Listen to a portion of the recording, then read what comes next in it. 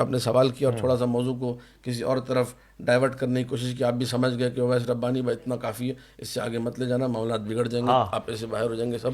تو لیکن پھر بھی حضرت نے مانا نہیں, بات پوری کر کے چھوڑی. اب آ رہے دیکھیں ہیں میں حضرت کے اعتبار اصل میں نام جو ہے نا اسد, اس کا تھوڑا سا اثر ہے. کیا یہ ہے صحیح ہے. بات یہ ہے کہ اس وقت آپ پہ بھی رفاقت کا اثر ہونا چاہیے. رفیق نام ہے آپ کا. جی یہ تو انشاءاللہ رفاقت رہے گی, زندگی بھر رہے گی.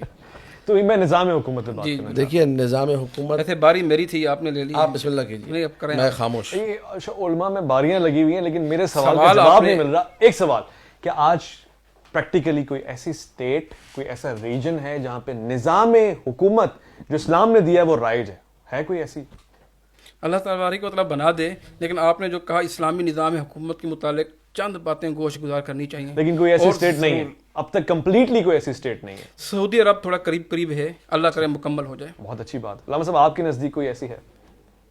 نہیں ایک بھی نہیں ہے. کوئی بھی نہیں ہے. جن کو قریب مان رہے ہیں وہ اتنا دور ہے کہ سوچیے بھی مت.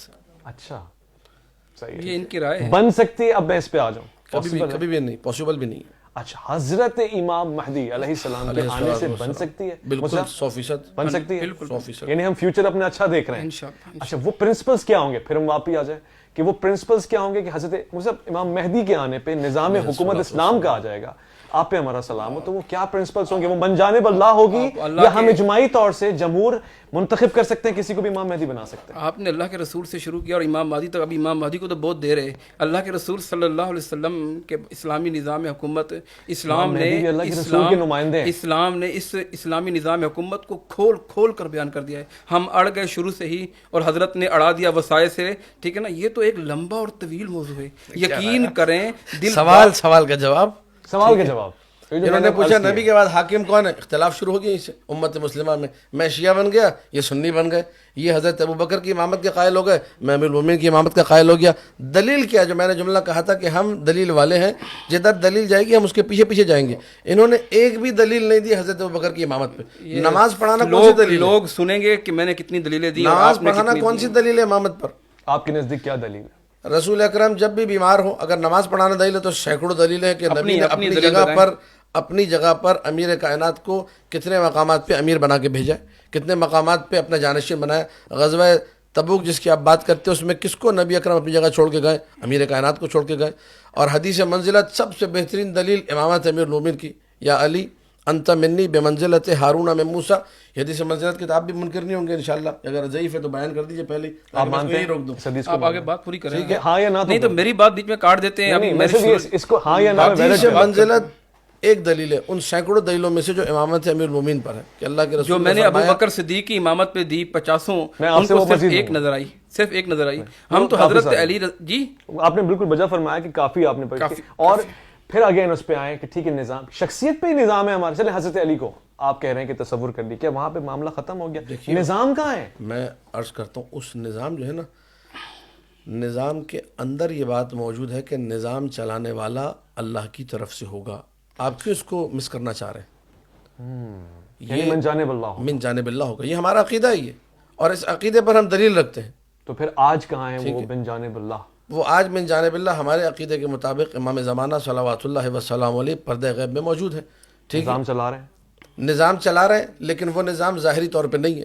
ہمارے عقیدے کے مطابق ساری کائنات میں اگر کسی کو بھی چارانے کا بھی رزق مل رہا ہے تو امام زمانہ کے صدقے میں مل رہا ہے. اللہ کی رحمتوں کا اگر نزول ہے, تھوڑا بہت بھی اگر مسلمانوں کا بقا ہے تو امام زمانہ صلوات اللہ وسلام علیہ کی برکات ہیں.